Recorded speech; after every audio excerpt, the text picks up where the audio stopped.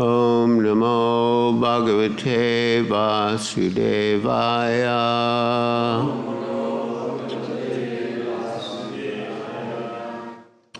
Om Namo Bhagavate Vasudevaya.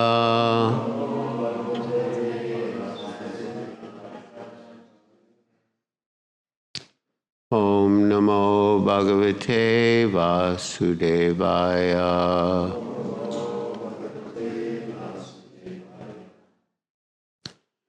We read from Srimad Bhagavatam, Canto 10, Chapter 3, the birth of Lord Krishna. Text 14. Saeva sva prakrityedam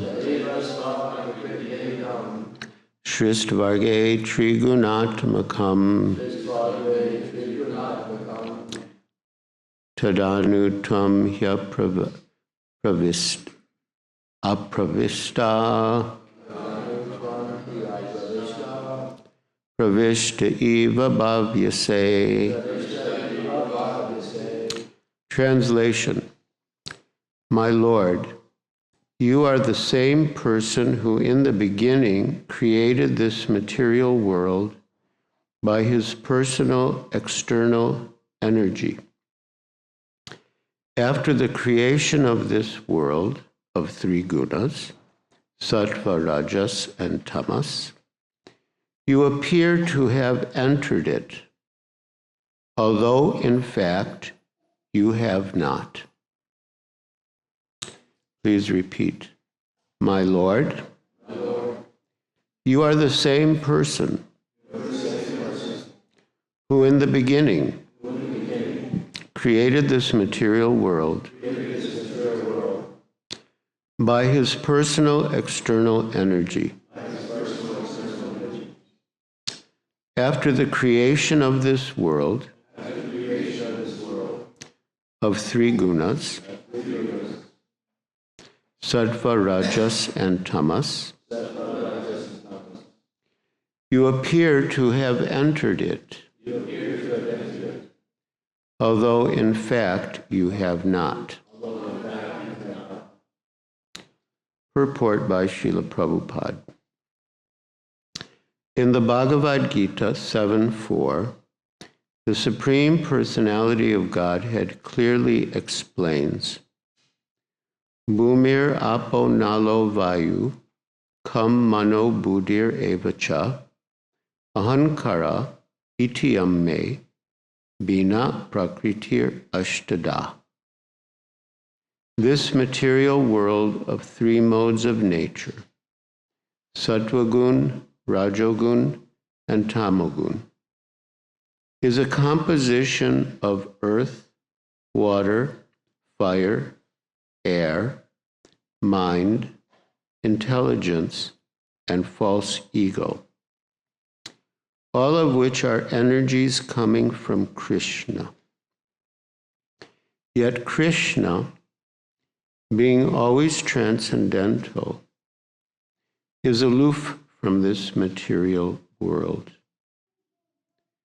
Those who are not in pure knowledge think that Krishna is a product of matter and that his body is material like ours. Avajanante mam mudha. In fact, however, Krishna is always aloof from this material world. In the Vedic literature, we find the creation described in relationship to Mahavishnu. As stated in the Brahma Samhita 5.35, Ekopyaso rachaitum jagadanda kotim yachchaktir asti jagadanda chayayadanta andantarasta paramanu chayantarastam govindam adipurusham tamaham bhajami. I worship the primeval Lord Govinda, the original personality of Godhead. By his partial plenary expansion as Mahavishnu, he enters into material nature. Then he enters every universe as Garbhodakshai Vishnu, and he enters all the elements, including every atom of matter, as Kshirodakshai Vishnu. Such manifestations of cosmic creation are innumerable, both in the universes and in the individual atoms. Govinda is partially exhibited as Antaryami, the Supersoul, who enters this material world, Andantarasta, and who is also within the atom. The Brahma Samhita 548 further says, Yasyai Kanish Vasita Kalamatavalambyā Jivanti Loma Vilaja Jagadandaknata Vishnur Mahan Saiva Yasya Kala Vishesho Govindam Adipurusham Tamaham Bhajami. This verse describes Mahavishnu as a plenary expansion of Krishna. Mahavishnu lies on the causal ocean, and when he exhales, millions of Brahmandas, or universes, come from the pores of his body. Then, when Mahavishnu inhales, all these Brahmandas disappear. Thus, the millions of Brahmandas, controlled by the Brahmas and other demigods, come and go in this material world through the breathing of Mahavishnu. Foolish persons think that when Krishna appears as the son of Vasudeva, he is limited like an ordinary child. But Vasudeva was aware that although the Lord had appeared as his son, the Lord had not entered Devaki's womb and then come out. Rather, the Lord was always there. The Supreme Lord is all-pervading, present within and without. Pravishta eva bhavyase. He only seemed to have entered the womb of Devaki and to have now appeared as Vasudeva's child. The expression of this knowledge by Vasudeva indicates that Vasudeva knew how these events took place. Vasudeva was certainly a devotee of the Lord in full knowledge, and we must learn from devotees like him. The Bhagavad Gita 4:34 therefore recommends Tadvidi pranipatena pariprashnena sevaya upadekshyanti te jnanam jnaninas tattvadarsinaha. Just try to learn the truth by approaching a spiritual master. Inquire from him submissively and render service unto him. The self-realized soul can impart knowledge unto you because he has seen the truth. Vasudeva begot the Supreme Personality of Godhead, yet he was in full knowledge of how the Supreme Lord appears and disappears. He was therefore Tattvadarshi, a seer of the truth, because he personally saw how the Supreme Absolute Truth appeared as his son.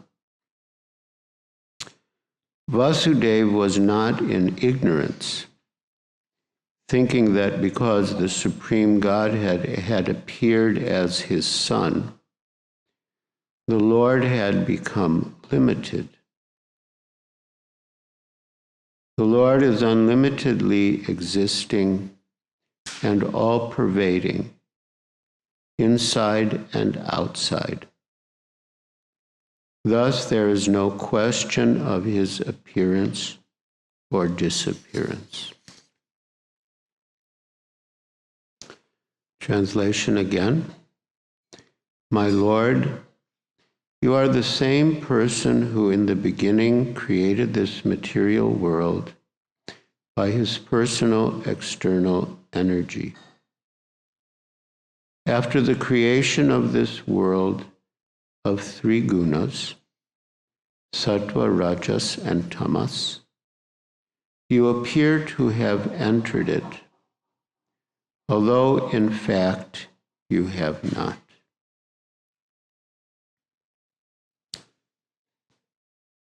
Vasudeva, the apparent father of Krishna, is offering the second of his prayers to the Lord, who apparently had come from the womb of Devaki. Srimad Bhagavatam, the very name, Srimad Bhagavatam, means the beautiful pastimes of the Supreme Personality of Godhead.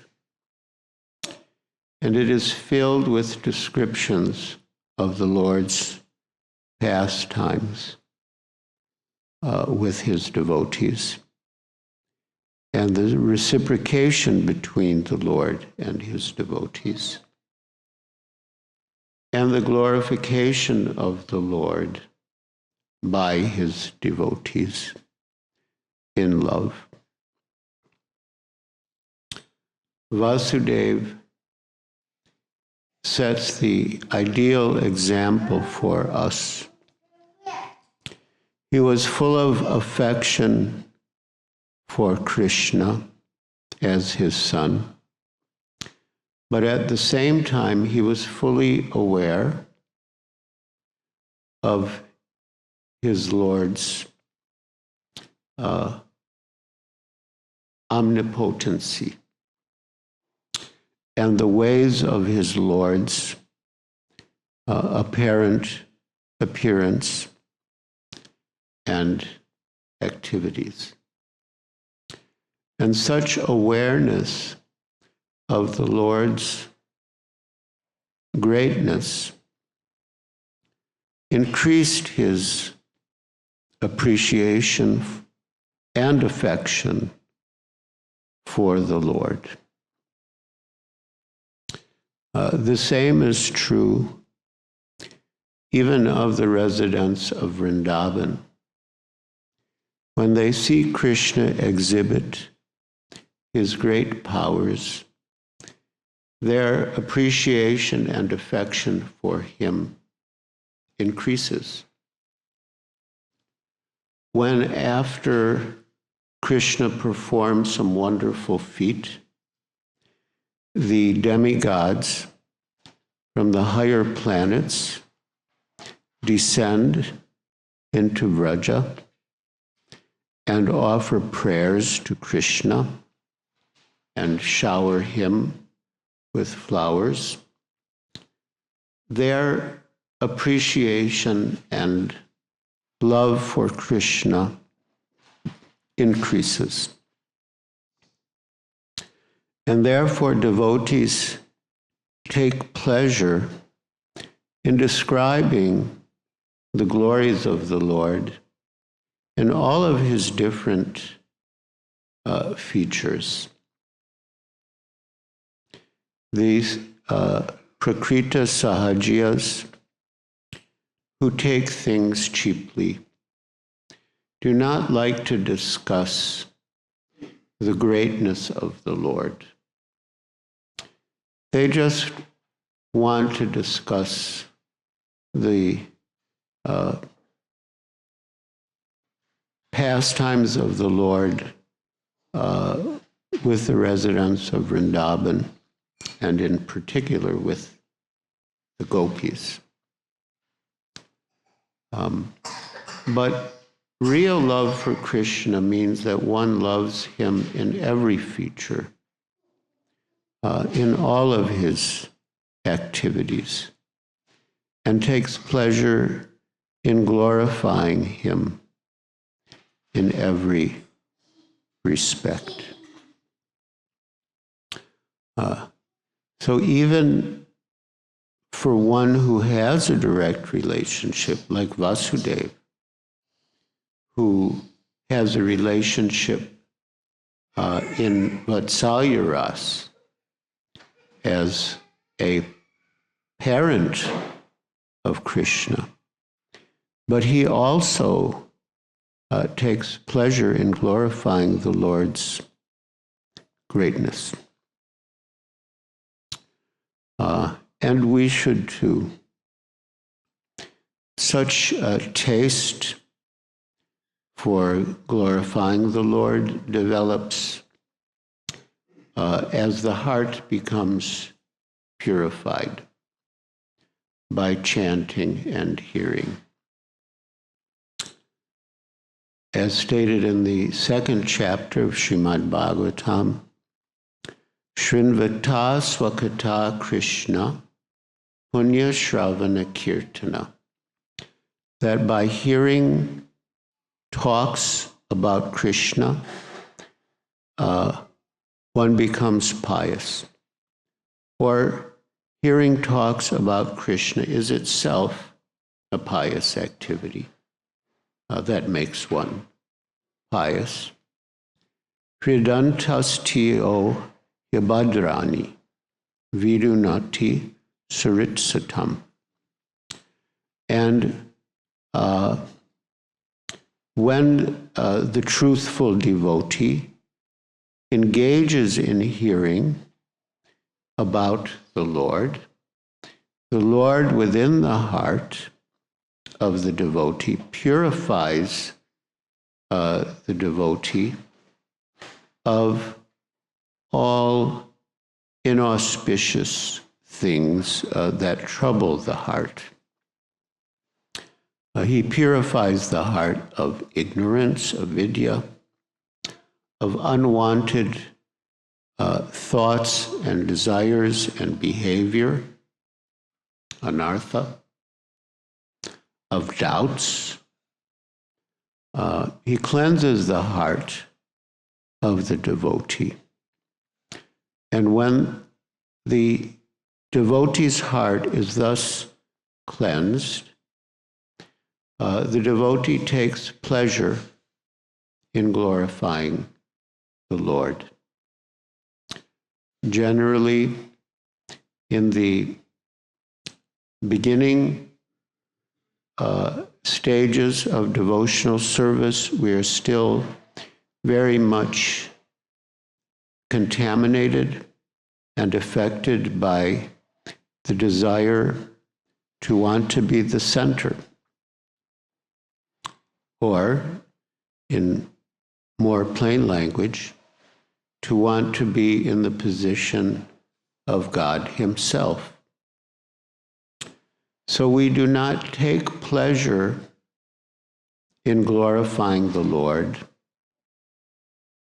so much, or hearing the glories of the Lord,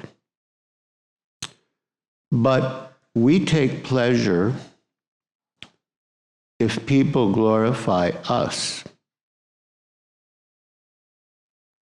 if people talk about us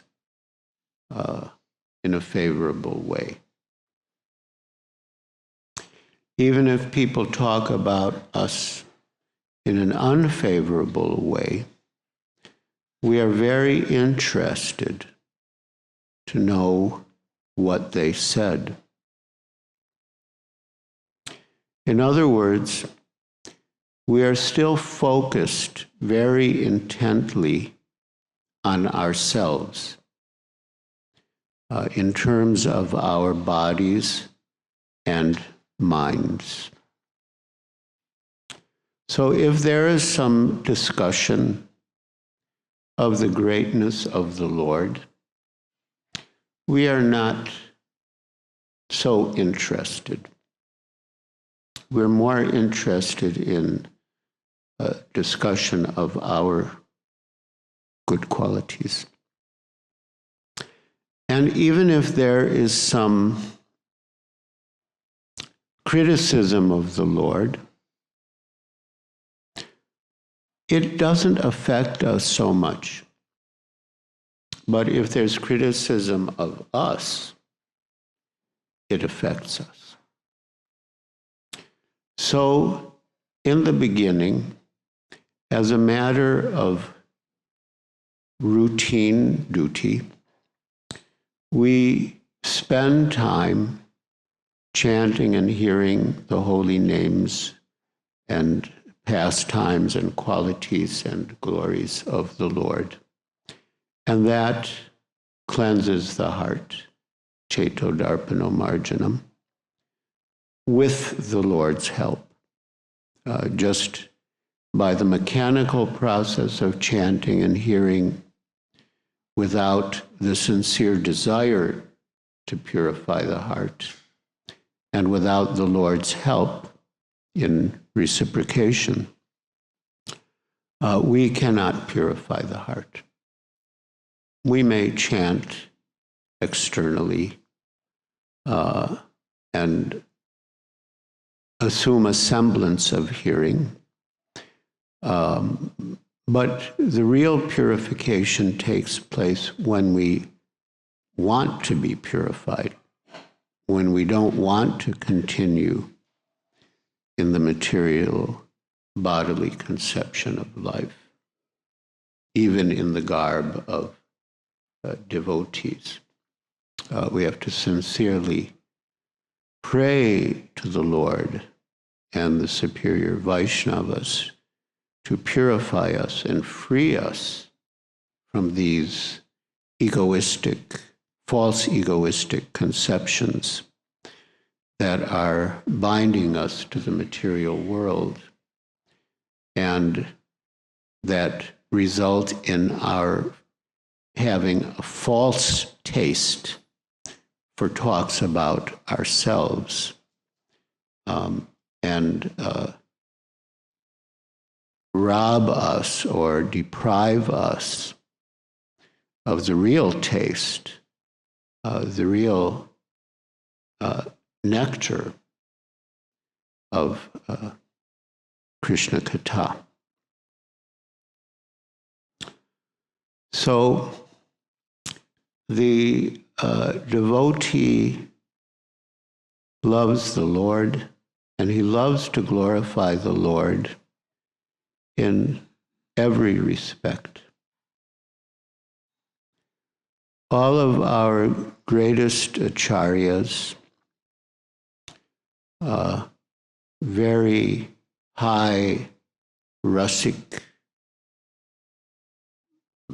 bhaktas, have written commentaries on Srimad Bhagavatam from the beginning to the end. They take pleasure in glorifying the Lord not only in Vrindavan or not only in his pastimes with the gopis, but in all of his features. And in fact, we are meant to progress in the study of Srimad Bhagavatam from the very beginning of the first canto, gradually, through the subsequent cantos, and ultimately to the 10th canto and beyond, all the way to the last verse of the 12th canto. And for a devotee, all of these topics are purifying. All of these topics are edifying. And all of these topics are enlivening.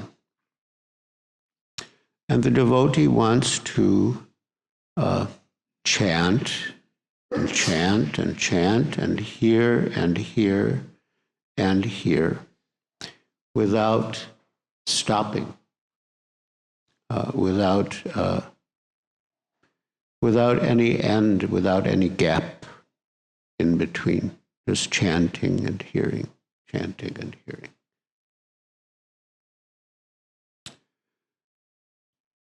And when one actually does have faith and attraction, one can appreciate the human-like pastimes of the Lord described in the 10th canto.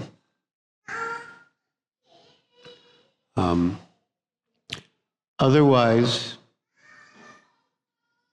one will not appreciate the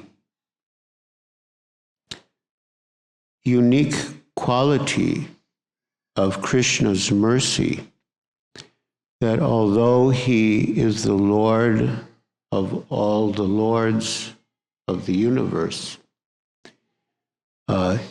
he becomes submissive to the pure love of his devotees and plays with them just like an ordinary child.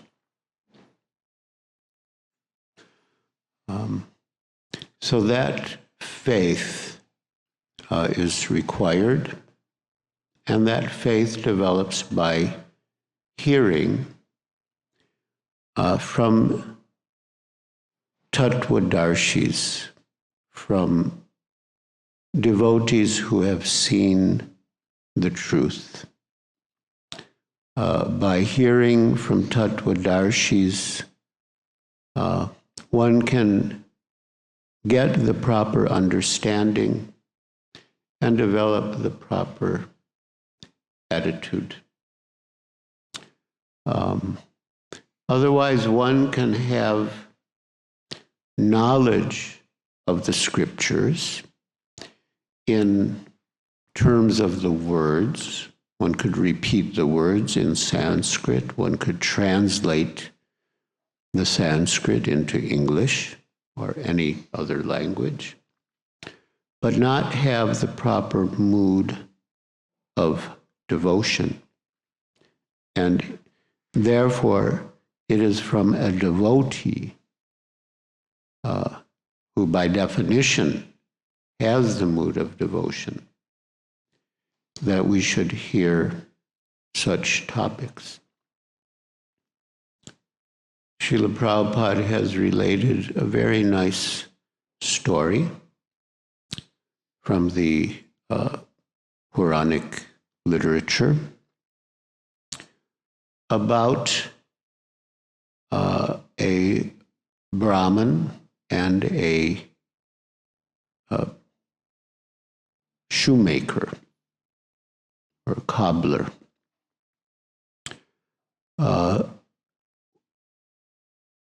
One time, the great sage Narada, Devarshi Narada, was on his way to meet Lord Narayan in Vaikuntha.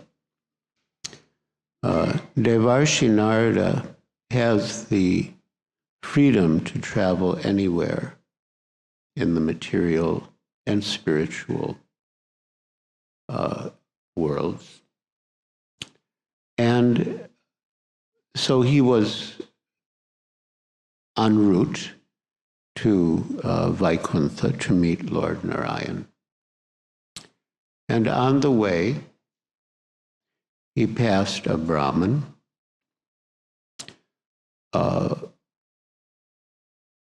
And when the Brahmin learned that Narada was to meet the Lord, he requested him to ask the Lord how many more births he had left in the material world when he would be liberated. And a little further, there's a big banyan tree.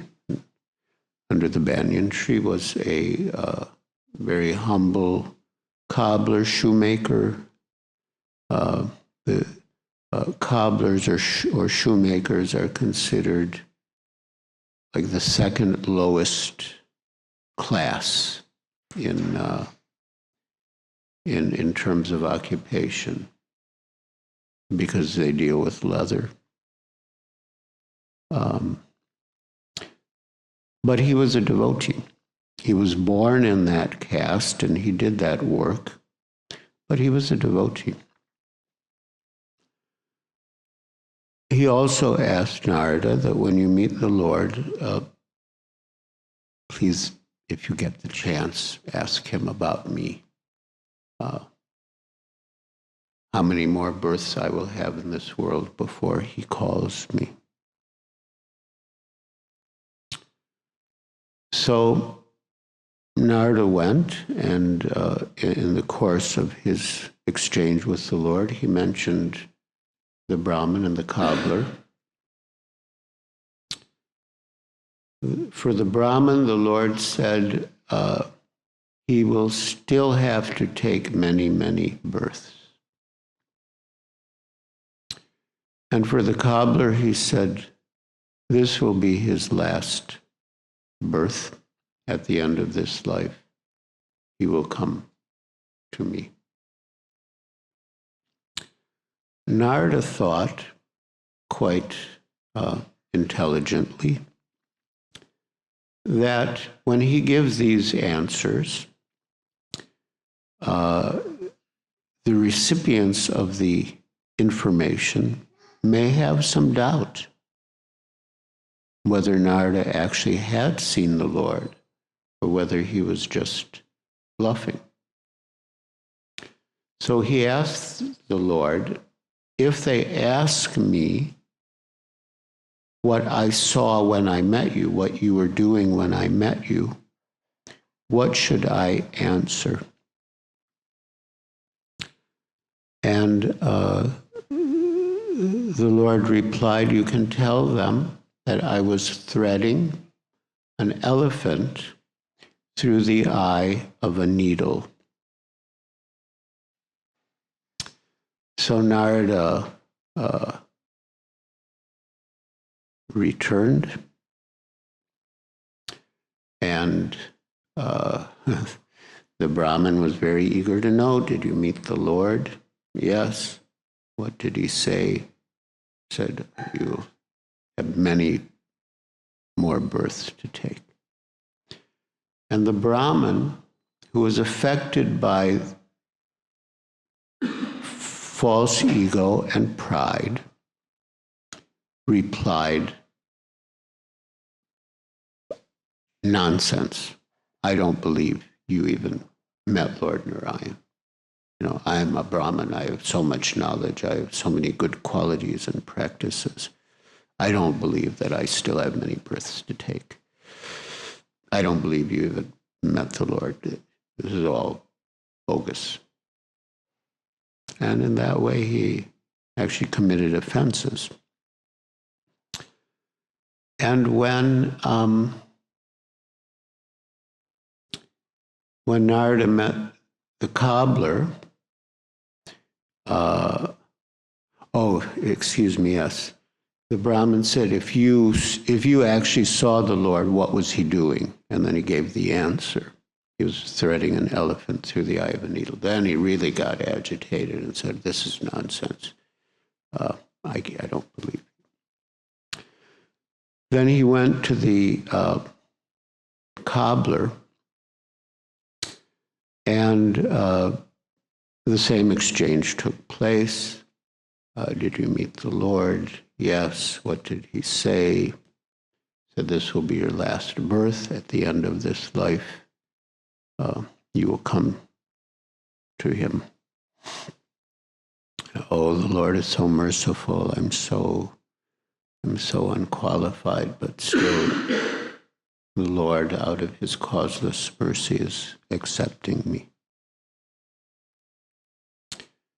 And then he asked, what was the Lord doing when you met him? He said he was threading an elephant through the eye of a needle. And the cobbler's ecstasy increased. He said, oh, my Lord is so wonderful. Only he could thread an elephant through the eye of a needle. My Lord is so great. Then Narada asked him, do you believe it, that the Lord was threading an elephant through the eye of a needle? How is it possible? And then he said, the Lord is so great that he can put a huge banyan tree into a tiny seed. So if he can put a whole banyan tree, huge banyan trees are very special trees. They're also very sacred trees. They, the roots grow down. From the branches, roots grow down into the ground, so that the tree can keep expanding unlimitedly, and it keeps sinking more roots into the ground, so it can get water and nutrients. And there are banyan trees that are like forests. One tree itself is like a forest.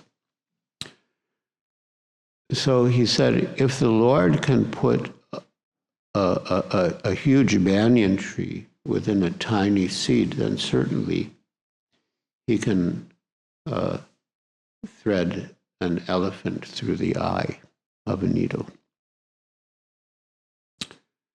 So again, we come to the point of humility. The basic Vaishnava quality is humility, which allows one to appreciate the Lord fully, as well as the devotees who are associated with him. The Brahman, on the other hand, exhibited the mundane qualities that we all have in the material world of pride and false ego and skepticism. Of course, skepticism is not wrong in and of itself. Skepticism is also a function of intelligence. Doubt is also a function of intelligence. But it should be applied properly.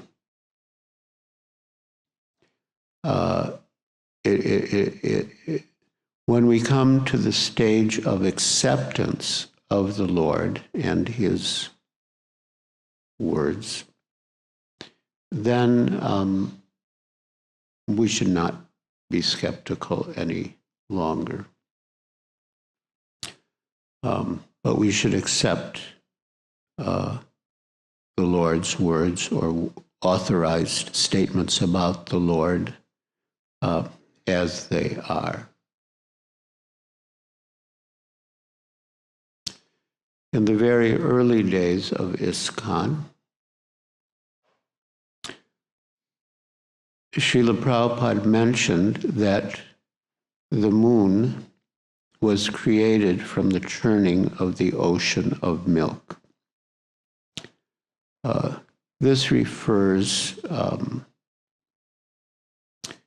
to the pastime described in the 8th canto of Srimad Bhagavatam.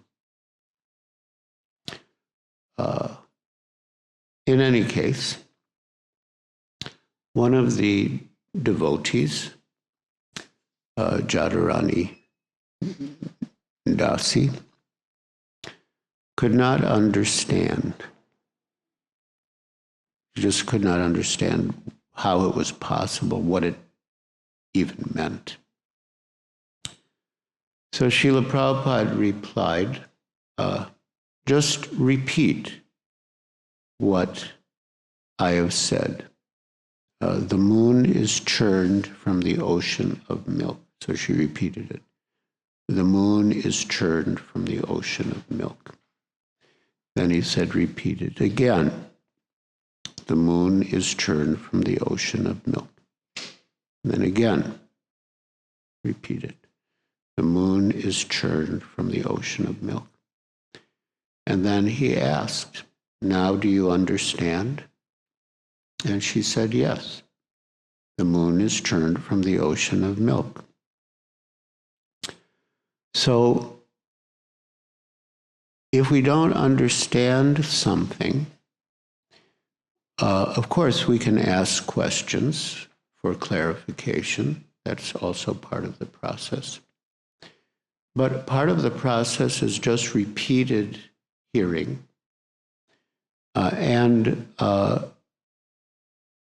recitation of what we have heard. Repetition is necessary for understanding. And therefore, Srila Prabhupada said, it is not enough to say that Krishna is the Supreme Personality of Godhead in one purport, but we will say that Krishna is the Supreme Personality of Godhead in every purport, because repetition is necessary for understanding. And therefore, we hear repeatedly, and we also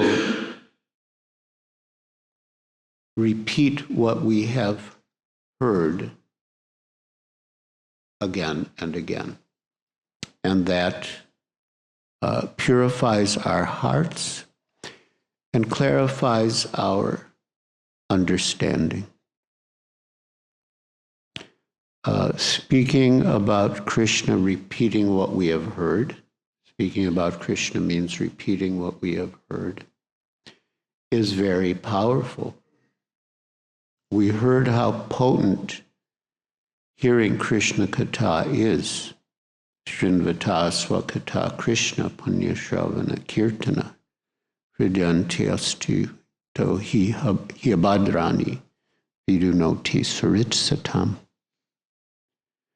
But repeating what we have heard is even more powerful if we have heard properly and repeat properly without speculation or mundane compromise. But if we repeat the message as it is very powerful. And therefore, Srila Prabhupada said that giving Srimad Bhagavatam class for a half hour is equal to reading Srimad Bhagavatam for 3 hours. Because repeating what we have heard or read is so powerful and purifying. And then when our heart is actually cleansed, it's a gradual process, but we actually feel relish when we chant and hear. We take pleasure when we chant and hear, and then we want to do more and more without limit or cessation. And to develop that mood of humility, we must render service, humble service, menial service. And therefore, the process of receiving knowledge from a tattvadarshi is not just hearing from him. Of course, hearing is the beginning. No doubt, it all begins from hearing. But tadvidi pranipatena, pariprashnena sevaya. Pranipat means to surrender. One must receive the knowledge in the mood of surrender. And pariprashnena, one should inquire. If one is actually interested, he will naturally have questions. Like if someone told you that I've hidden $1 million for you in your backyard, you would have questions. Well, where in my backyard? Oh, in the corner. Well, which corner? Where in that corner? I mean, because you would be very eager to get that treasure, you would have a lot of questions to make sure that you did what was necessary to get it. So the Vedic literatures, the tattvadarshis, they are offering us the greatest treasure of Krishna and Krishna prema. So if we are actually eager to get that treasure, we'll have a lot of questions. How do I actually do this? I don't want to make any mistakes or waste time. How do I actually do this? And you'll ask questions. Once Srila Prabhupada gave a talk in Bombay at the Birla House. The Birlas have been the wealthiest family in India. So many, affluent people came to the talk and they listened very politely. And afterwards, Srila Prabhupada asked for questions and nobody had any questions. The program was such that after the talk, Srila Prabhupada had dinner with Mrs. Birla. And he commented that there were no questions. It meant they were not interested. Mrs. Birla, on the other hand, had many questions. And one of her questions, burning questions, was about her son. Although the Birla family were very traditional Vaishnavas and, trained in Vedic culture, her son had become a little different. He was, once I actually came to the Birla house, and he met me. I was coming to meet his mother, Gopi Kumari Birla, who was very, very pious, very sweet. And he greeted me, and he was wearing a short sleeve shirt. I mean, the whole house, it's like, it's like a formal estate with many servants all dressed very formally and all the members of the family as well.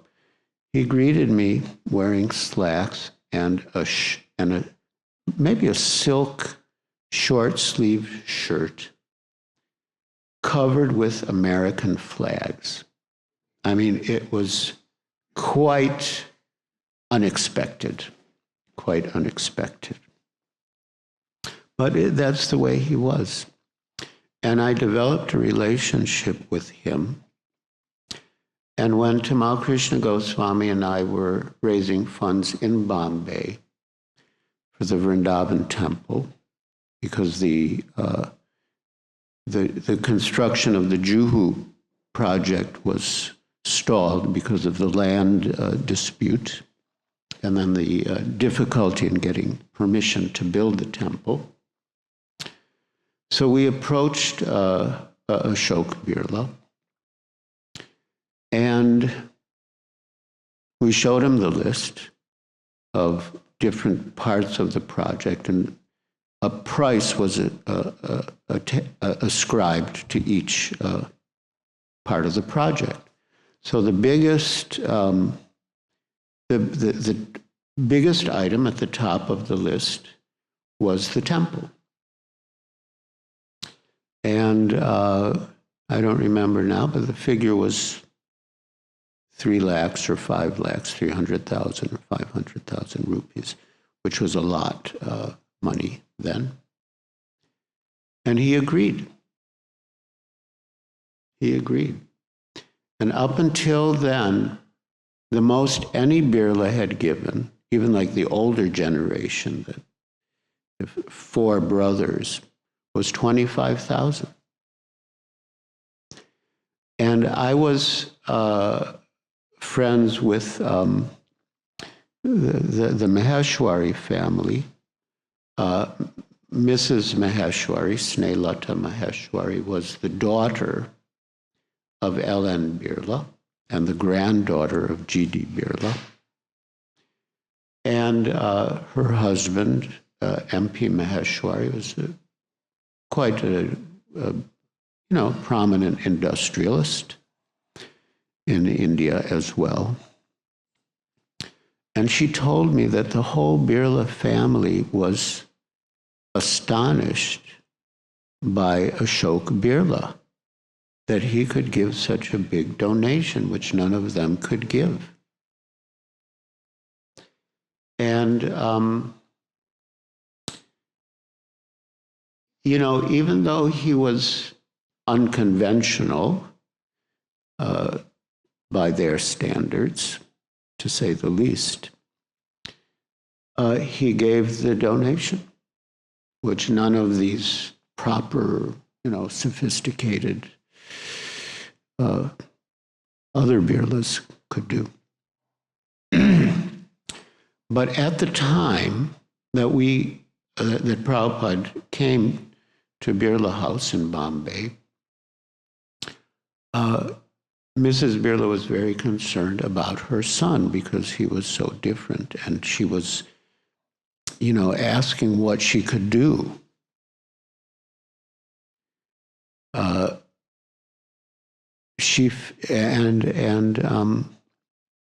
Basically, Srila Prabhupada said, it's like that. It's like that. You may be like, the parents might be like Aditi and Kashyapa, but they may give birth to Hiranyakasipu.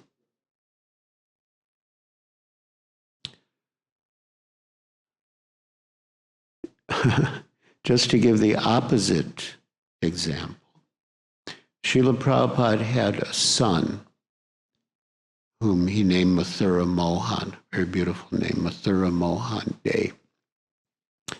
Mathura Mohan was very intelligent, extremely intelligent, but he was a little crooked. Although extremely intelligent, he became a communist. But he was so intelligent that when he met some of Prabhupada's disciples, he told them that my parents were like Aditi and Kasyapa, but I've become like Hiranyakasipu. And your parents, or maybe said father. My father was like Kashyapa Muni, and I became like Hiranyakasipu. And your parents are like Hiranyakasipus, but you've become like Prahlad.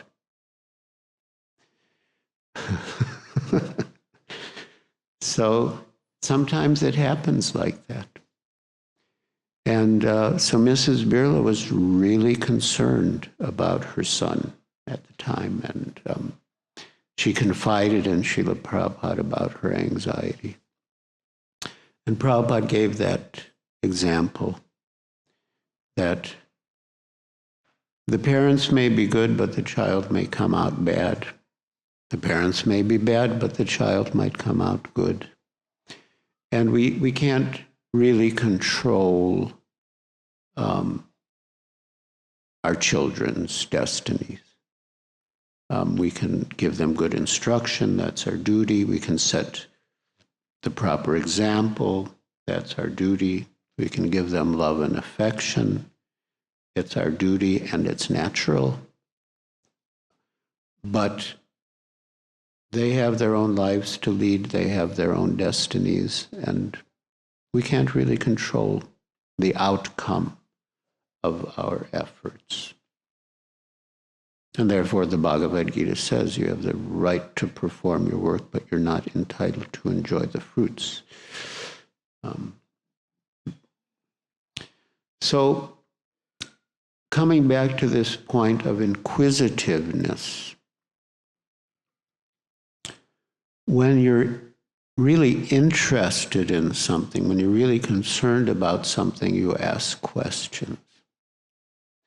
And after the program at Birla House, Srila Prabhupada, there were no questions. Well, they don't seem to have been very interested. But Mrs. Birla had a lot of questions because she was really concerned about her son. And she was concerned about her spiritual life. And Srila Prabhupada answered so many of her questions after the program. So these elements, tadvidi pranipatena, pranipat means to surrender, offer obeisances. Offer obeisances means surrender. It's a token of surrender. Pariprashnena, to inquire submissively, and sevaya, to render service. It's natural that if you get something from someone and you've benefited from what you've got, you'll feel grateful and you'll want to reciprocate. So you reciprocate by offering service. But one can also offer service to get something from the person. Of course, one shouldn't do it to get something material, but the same idea is there materially. Like the same example, say, your father has left you a fortune in your backyard, but he didn't tell you where it is, but I know where it is. Oh, okay. Can you tell me? I can tell you, but I'm not ready to tell you. Oh, well, what can I do to get you to tell me? So you'll let me give you a glass of cooling beverage. Let me give you nice meal, let me massage your feet, you want to do things for the person to get him to do something for you. It happens all the time. If anyone, I'm not sure now, but that's been the culture traditionally in Oriental societies. When you go to a merchant's shop, please come sit down, have a drink, have some fruit, have some sweets. They receive you to create a very congenial atmosphere where you feel happy and relaxed and open to buying their goods.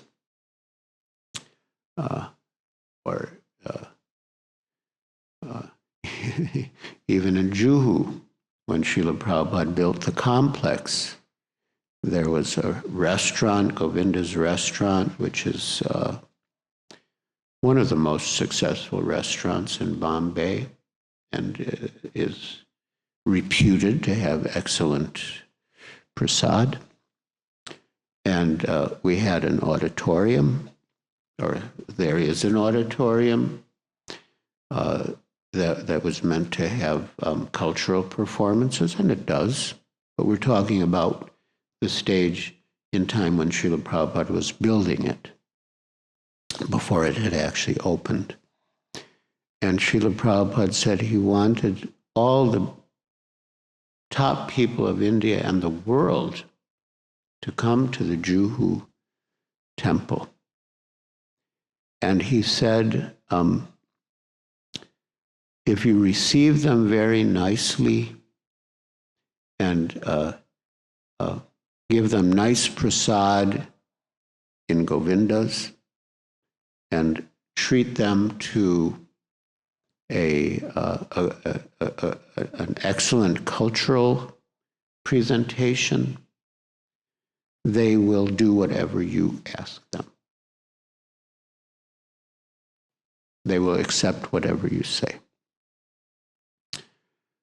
So this is part of the process. I've given some mundane examples because we can all relate to them.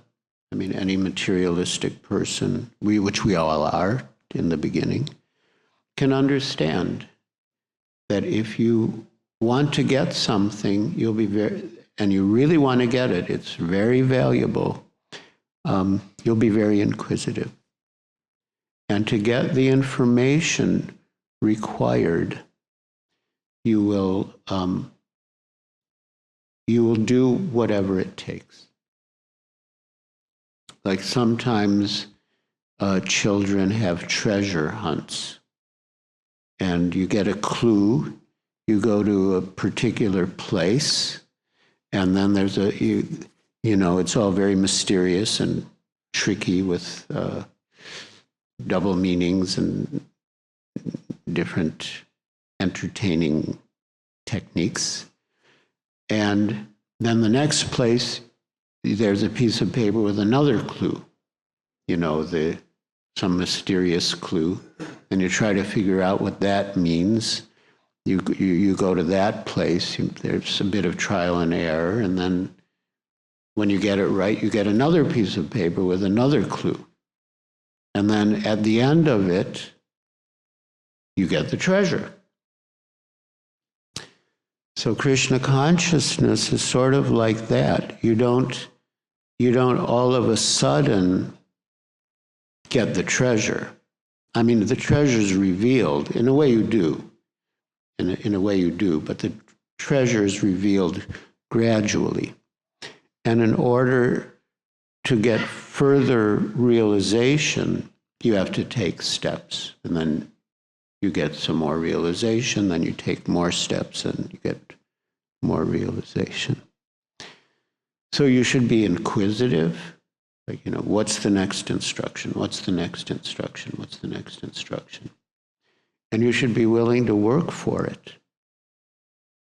You just can't sit tight and wait for the treasure to come to you. It doesn't work like that. You have to You have to work. That's sevaya. Pranipat, surrender, which is based on faith, adosradha, pranipat. Prashna, be very eager to understand what you have to do to get the treasure, $1 million. And seva, be ready to do service. Be ready to work to get it. And then you get that great treasure of Krishna and Krishna prema. Hare Krishna. So are there any questions or comments? Yes, Dharma Prabhu? Oh, thank you for that, you told one story where the devotee was asked to repeat something. She was not complete understanding, but just by repetition a couple of times. And even though the example was, she was asked to repeat something that we wouldn't already understand with our common sense. And then also in the purport, it mentioned a couple of times how we should hear from the self-realized or people in full knowledge. So I was kind of trying to understand both the balance of both points being made. Could you explain a little more? Yes.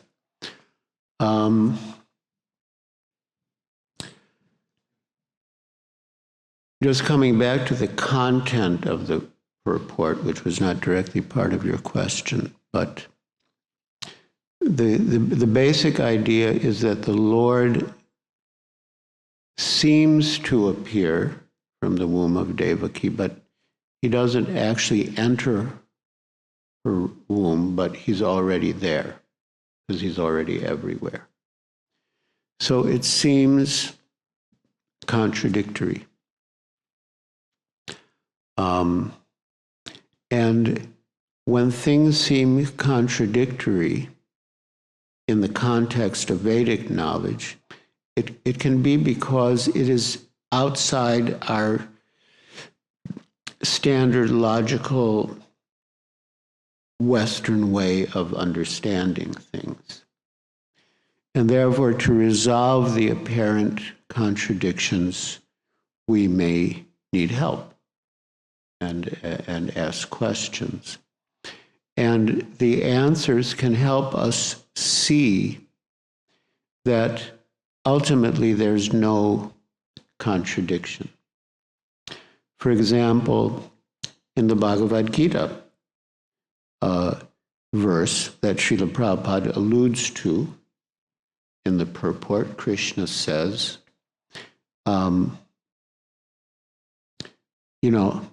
I am everywhere, all things are in me, I am in everyone, but they are not in me. I mean, it sounds contradictory. And in Brahma Samhita, in another verse, Lord Krishna says that I am situated in my own abode, Goloka Vrindavan. But at the same time, I'm everywhere. So it seems contradictory. Now, this contradiction, yes, by repeating, you can understand it. It makes sense. But by inquiring of someone who has knowledge, he can also explain it in a way that it makes sense. And Srila Prabhupada explained that when Krishna says, I am situated in my own abode, Goloka Vrindavan, that is Krishna in his original form, Govinda. But when he says that I am everywhere, that is Krishna as the super soul in his all-pervasive feature.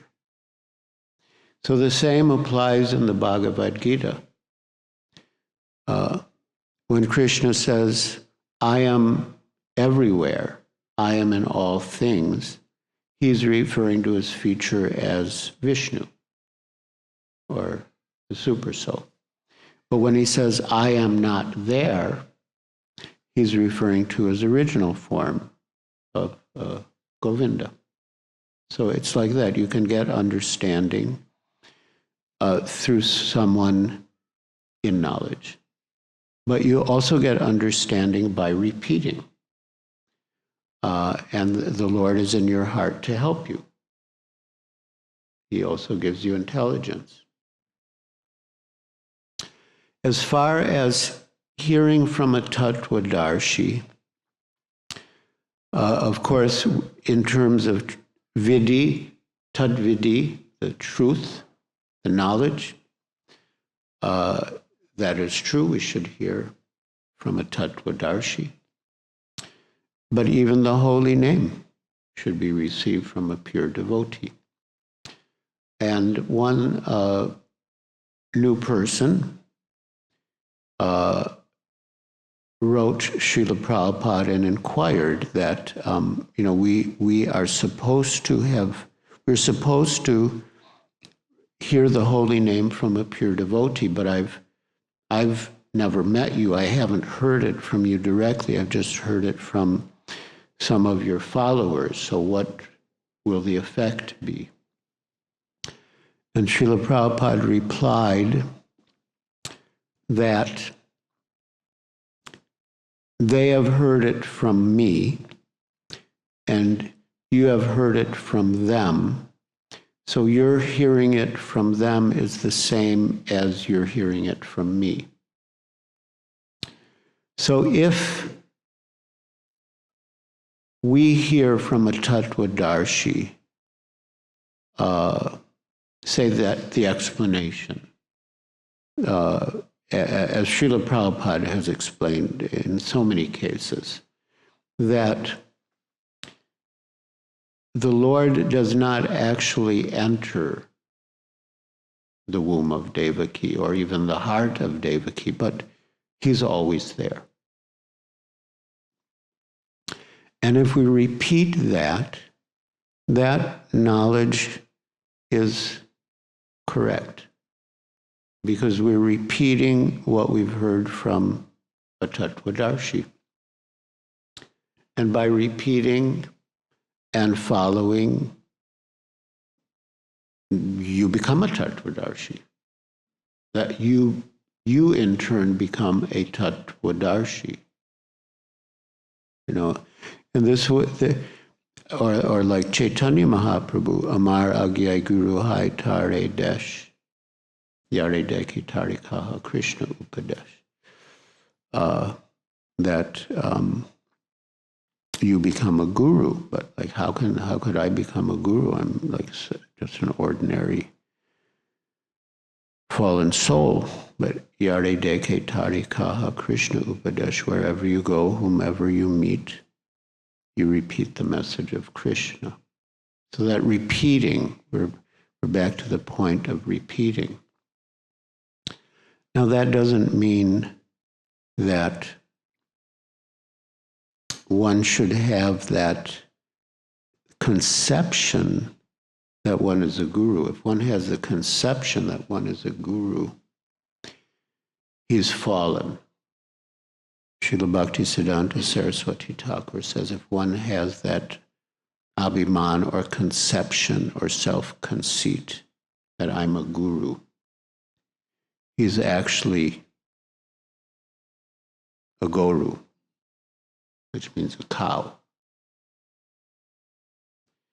So that type of thinking, I'm a guru, I'm like an instructor of Vaishnavas, I'm an authority for Vaishnavas. That type of thinking is fatal spiritually. So our position is that we are humble servants repeating what we've heard from the Tattvadarshi. And in our position, that's what we can do. And that is what our authorities have told us to do. So in submission to their command, in obedience to their order, we repeat as they have instructed. And people will get benefit.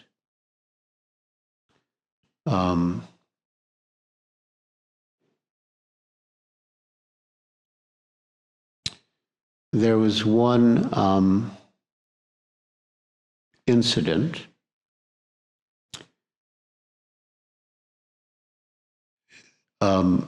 We consider the original commentator on Srimad Bhagavatam to be Giriraj Swami. He is most respected and revered. But there was a time before Giriraj Swami when people did not understand Srimad Bhagavatam in such a deep way. So when Giriraj Swami gave his commentary on Srimad Bhagavatam, people were confused. Is this the proper understanding? Because whenever there's something new, people are skeptical. It's natural. Srila Bhaktisiddhanta Saraswati Thakur was a great innovator in ways. But people were doubtful. Is he really following Bhaktivinoda Thakur? Srila Prabhupada also, in order to present the same message, Srila Bhaktisiddhanta Saraswati Thakur was delivering the same message as Srila Bhaktivinoda Thakur, giving the same process as Srila Bhaktivinoda Thakur, but adjusted in a way that his audience could understand and follow. Srila Prabhupada did the same thing. He took the same knowledge that he received from his spiritual master, Srila Bhaktisiddhanta Saraswati Thakur, but he presented it in a way that his audience could understand and follow.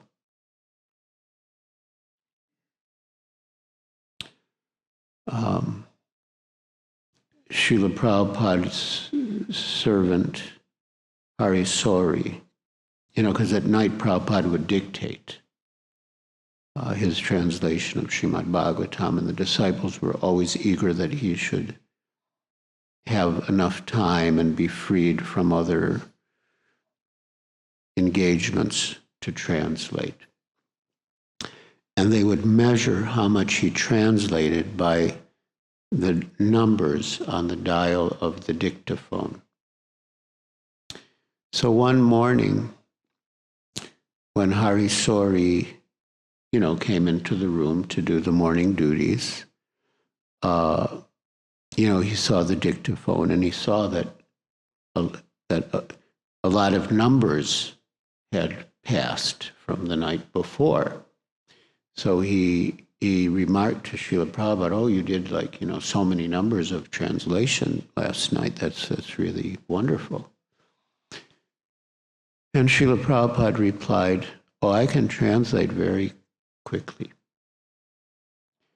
But to make it understandable to you is what is difficult, and that takes time." So these great acharyas who made apparently radical adjustments, considering time, place, and circumstance, have done the work for us. The major work, I should say. They've done the major work for us. So then it becomes easier for us to repeat. If we had to repeat what Srila Bhaktisiddhanta Saraswati Thakur said, it would be very difficult. Because first of all, we wouldn't have even understood what he said. And even if by some great mercy we were to understand what he said, if we were to repeat it in the same way in which he spoke it, no one else would understand. Even when he spoke it, people couldn't understand. Even his own disciples, even Srila Prabhupada said he couldn't understand everything his Guru Maharaj was saying. He was speaking on such a high platform. But he liked to hear his Guru Maharaj speak. Even though he couldn't understand it all, but he liked to hear him speak. And Srila Bhaktisiddhanta Saraswati Thakur said that was his qualification. When Abai Charan was recommended for initiation, both first and second at the same time, Srila Bhaktisiddhanta Saraswati Thakur replied, "Yes, I will initiate him. He likes to hear." And as Srila Prabhupada said, one who hears nicely, he will speak nicely. So Srila Prabhupada took that knowledge from Srila Bhaktisiddhanta Saraswati Thakur that was expressed in very high thoughts and a difficult language, and made it accessible for us, for his audience. So we can repeat what we've heard from him, and it will have effect. But we should repeat it as it is, with faith. Not just, with faith. If we have faith and we repeat what we have heard, it will influence the hearts of the audience.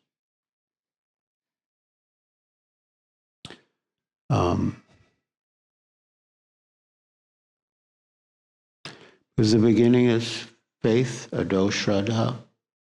So if you have faith, you can give faith to others. Faith means bhakti. It's just the beginning stage of bhakti. So if you can give faith to others, that means you can give bhakti to others. And then if they water the seed by chanting and hearing, and are vigilant and pull out the weeds, and keep the creeper fenced in, so they stay in the circle of pure devotees and don't allow Vaishnava aparad to enter, they will develop. They will develop.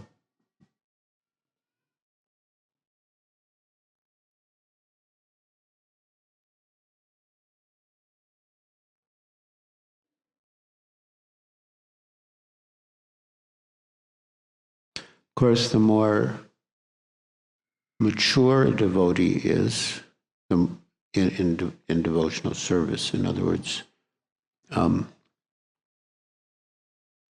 Prabhupada gave the example of an unripe mango and a ripe mango. They're both mangoes.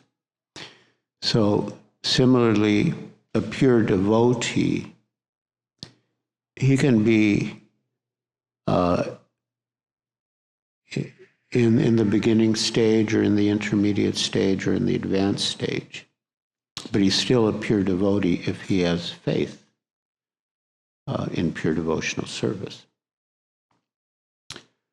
And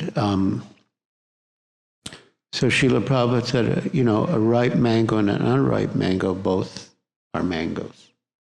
So similarly, a mature devotee and an immature devotee both can be pure devotees.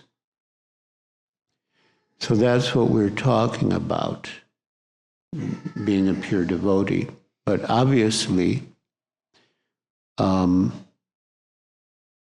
ripe mango is juicier and sweeter.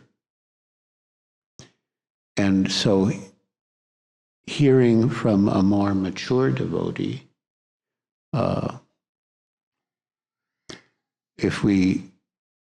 again, if you repeat, that's the whole thing, if you repeat in the mood of service and submission, the mercy of the pure devotee comes through you to your audience. And that brings me back to where I started with Giriraj Swami. So when Giriraj Swami revealed his commentary, people were confused. They just were not sure because it was so different from everything they'd heard before. It was really in the mood of devotion, rasika. The Bhagavatam is meant for rasika. And so they placed, they had the pujaris at the temple of Vishwanath in Kashi, placed the commentary before the deity. And they wanted to get some answer from Vishwanath, Lord Shiva. Is the commentary correct?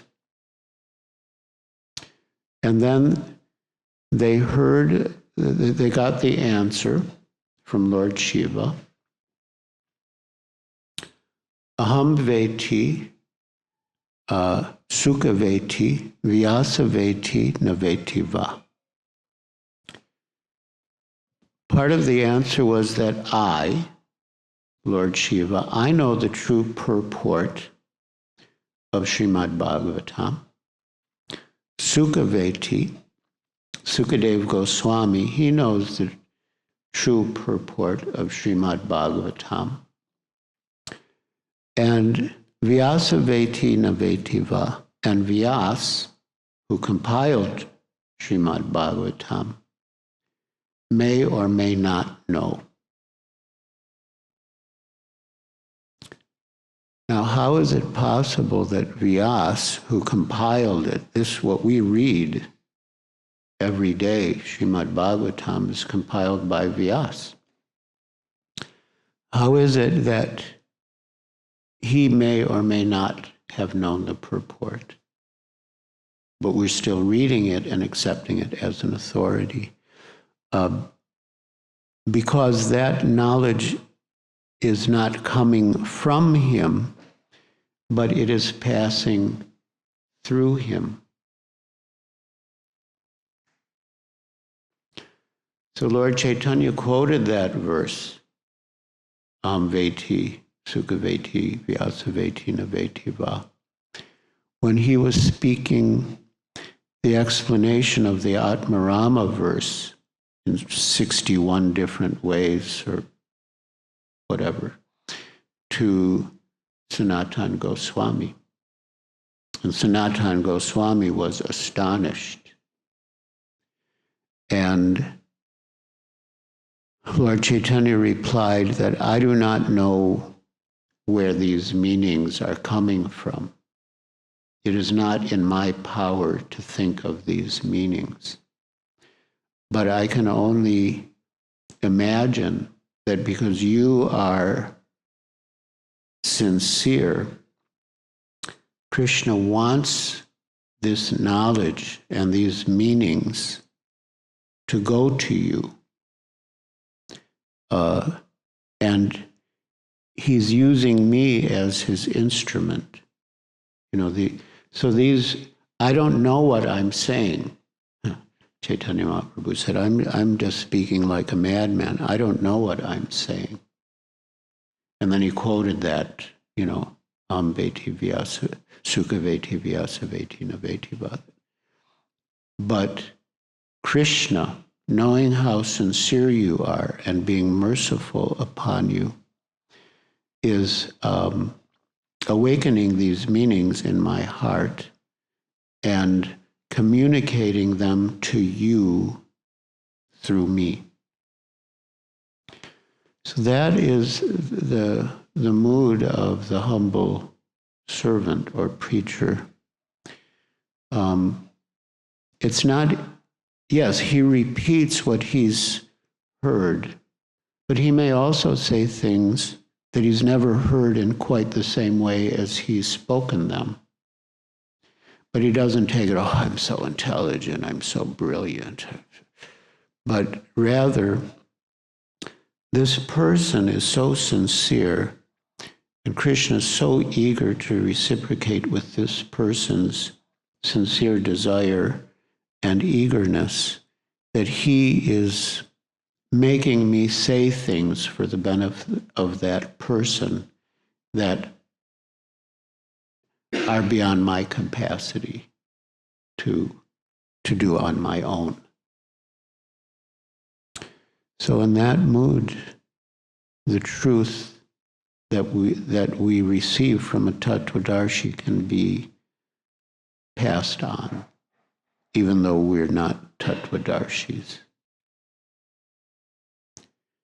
And I would say if someone does think he's a Tattvadarshi, he's not in the proper mood to present the knowledge. You know, he should be in the mood of a peon, that personally he may be very poor, but he's delivering something that's very valuable. That was Prabhupada's mood. In his last public lecture series at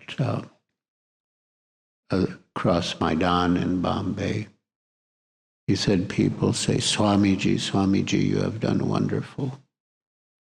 And Prabhupada said, what wonderful? I haven't done anything wonderful.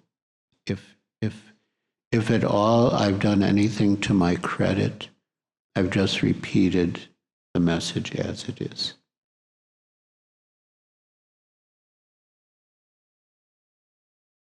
So that's our process. And it has effect. All right, thank you all very much. Hope to see you again tomorrow morning. Srila Prabhupada Ki Jai. Hare Krishna.